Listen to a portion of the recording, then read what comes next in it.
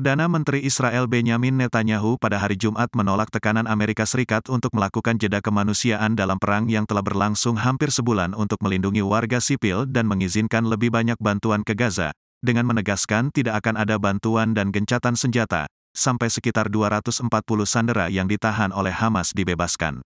Menteri Luar Negeri Amerika Serikat Antony Blinken melakukan perjalanan ketiganya ke Israel sejak perang dimulai, menegaskan kembali dukungan Amerika terhadap kampanye Israel untuk menghancurkan Hamas setelah serangan brutalnya pada tanggal 7 Oktober di Israel. Dia juga menyampaikan seruan Presiden Joe Biden untuk menghentikan sementara upaya mengatasi krisis kemanusiaan yang memburuk. Kewaspadaan meningkat atas meningkatnya kematian warga Palestina, dan penderitaan yang semakin mendalam bagi warga sipil akibat pemboman Israel selama berminggu-minggu, dan serangan darat yang meluas yang menimbulkan korban lebih besar. Rumah sakit mengatakan mereka kewalahan, karena obat-obatan dan bahan bakar semakin menipis. Sekitar 1,5 juta orang di Gaza, atau 70% dari populasi, telah meninggalkan rumah mereka, kata PBB pada hari Jumat. Warga Palestina semakin membutuhkan pasokan paling dasar. Rata-rata penduduk Gaza kini bertahan hidup dengan 2 potong roti per hari, yang sebagian besar terbuat dari tepung yang ditimbun PBB, dan permintaan terhadap air minum pun semakin meningkat. Setelah berbicara dengan Netanyahu, Blinken mengatakan penghentian sementara diperlukan untuk meningkatkan pengiriman bantuan, dan membantu pembebasan sandera yang disandera Hamas selama serangan brutalnya. Namun Netanyahu mengatakan kepada Blinken, bahwa Israel akan menghentikan sementara penyerangan mereka, kecuali para sandera dibebaskan.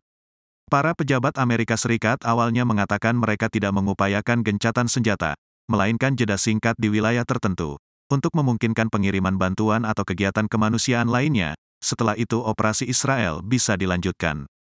Netanyahu belum secara terbuka membahas gagasan tersebut, dan berulang kali mengesampingkan gencatan senjata. Namun pada hari Jumat, seorang pejabat senior pemerintah Amerika Serikat mengatakan, para pembuat kebijakan percaya, bahwa jeda yang cukup signifikan dalam pertempuran akan diperlukan untuk para pengungsi. Pejabat tersebut menekankan, bahwa diperlukan jeda yang signifikan dalam pertempuran untuk memastikan keamanan mereka di perbatasan Gaza. Sejauh ini ada lebih dari 9.200 warga Palestina telah terbunuh di Gaza, termasuk lebih dari 3.600 anak-anak Palestina, kata Kementerian Kesehatan Gaza, tanpa memberikan rincian antara warga sipil dan pejuang. Lebih dari 1.400 orang tewas di pihak Israel, sebagian besar warga sipil tewas dalam serangan awal Hamas.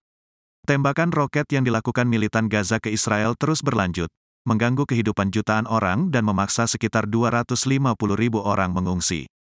24 tentara Israel telah tewas di Gaza sejak dimulainya operasi darat. Jumlah korban secara keseluruhan kemungkinan akan meningkat secara dramatis. Para pejabat militer Israel mengatakan pasukan mereka telah mengepung kota Gaza yang padat penduduk, dan pada hari Jumat mulai melancarkan serangan yang ditargetkan di dalam kota terhadap sel-sel militan. Israel mengatakan Hamas memiliki infrastruktur militer yang luas di kota itu, termasuk jaringan terowongan bawah tanah, bunker dan pusat komando. Militer mengatakan pasukannya telah membunuh banyak militan Hamas yang keluar dari terowongan. Rekaman yang dirilis oleh militer menunjukkan tentara dan tank bergerak menuju gedung-gedung yang dibom. Israel telah berulang kali meminta warga di utara Gaza untuk mengungsi ke selatan demi keamanan yang lebih baik. Namun banyak yang tidak dapat meninggalkan atau tinggal di wilayah selatan, karena khawatir akan berlanjutnya serangan udara di wilayah tersebut. Lebih dari 386 warga Palestina berkewarganegaraan ganda dan terluka, telah keluar dari Gaza ke Mesir pada hari Jumat. Israel telah mengizinkan lebih dari 300 truk membawa makanan dan obat-obatan ke Gaza, namun para pekerja bantuan mengatakan jumlah tersebut tidak cukup.